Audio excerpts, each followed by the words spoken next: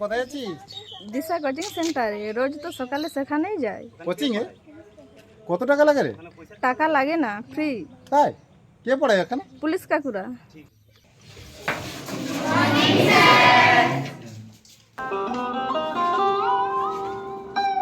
পশ্চিমবঙ্গ পুলিশের অন্যতম একটি প্রয়াস দিশা। প্রত্যন্ত গ্রাম্য এলাকার সঙ্গতিহীন স্কুলছুট শিশুর সংখ্যা কমিয়ে তাদেরকে শিক্ষার আলো দেখানোর প্রচেষ্টায় তৈরি হলো অবৈতনিক কোচিং সেন্টার দিশা।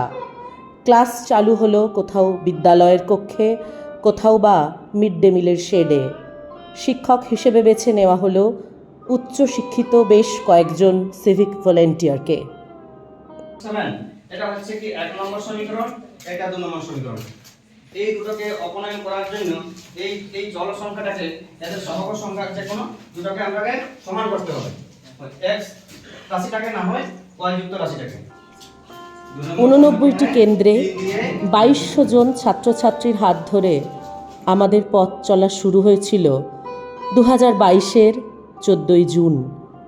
দিশার সাফল্যের ব্যাপ্তিতে এখন 2024 সালে 93টি কেন্দ্রে সংখ্যাটি প্রায় দ্বিগুণ হয়ে দাঁড়িয়েছে 4500-এর বেশি।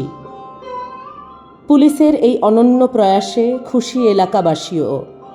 ভিত্তিহীন পরিবারের মেধাবী ছাত্ররা দিশায় এসে পেয়েছে স্বপ্নের উড়ান। তো আমার বাবা একটু অ্যাক্সিডেন্টে প্যারালাইজড হয়ে যান, তারপর স্যাররা খুব ভালো আমাদের সহজ সরলভাবে বুঝিয়ে দেন এবং আমরা এখানে পড়াশোনা করে খুব ভালো রেজাল্টও করছি।